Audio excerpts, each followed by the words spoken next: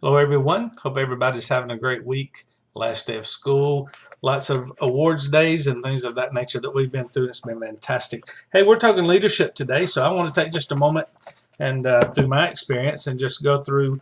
Hall talks about in Technology Director's Guide to Leadership, talks about the Sage, the Sensei, or the Oracle on page 14 and 15.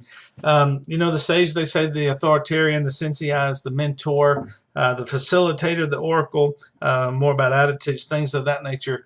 The way that I look at it in my profession as youth pastor, worship pastor, we are leading a group of volunteers. And in most cases, unless you're a big boss that have many employees, most of us are using and leading volunteers to accomplish the vision and the mission that God's given us. So you can be the authoritarian, you can be the sage if you want to, but from my experience, most of the time when you turn around at that point, you are walking by yourself.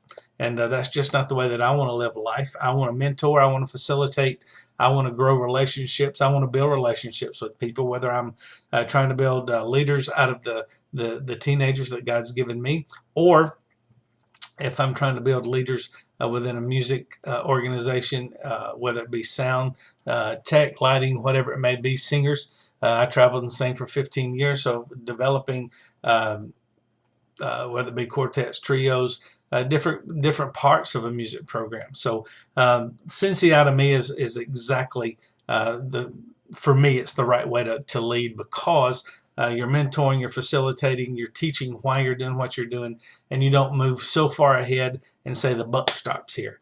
You're leading a group of volunteers, and you're just teaching and you're developing relationships along the way, which to me is the most important thing. And then when we're talking about educational leadership and planning for technology, and Picanio's book, I turn to page 40, talking about in special ed. What I'm seeing, it says right here, technology provides a variety of voice input and output devices that allow students with visual impairments to hear and respond to text as it's stored, and also with people that have a hard time seeing, the mentally handicapped special ed students as well. We are learning so much from these guys. Being involved at Alto Park Elementary School, as a local school governance team member, we get to go in that classroom quite a bit and mentor and watch. And the technology and the things that these guys and girls can do are just absolutely mind blowing. And what I've learned is you walk into that room and you would think, you know what, that student, there's no way I could learn anything from them because they're handicapped, because they can't hear, they can't see, whatever. But when they sit down and they start working on that technology, it's amazing to me what they are even teaching the professional that's in the room, the teachers.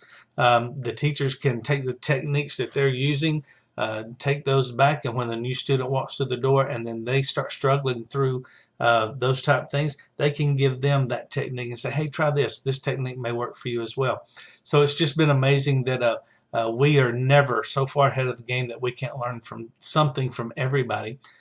So we've got to be very open-minded to the fact that, hey, you know what, that person has something to offer, and I'm willing to learn that if it embetters, or if it creates something that's going to be better, a better situation, a better technique, a better way to do things. We can learn from those. So hey, I hope you have a great rest of the 8 weeks, and you have a great rest of this week. And we'll look forward to seeing you next time on the block.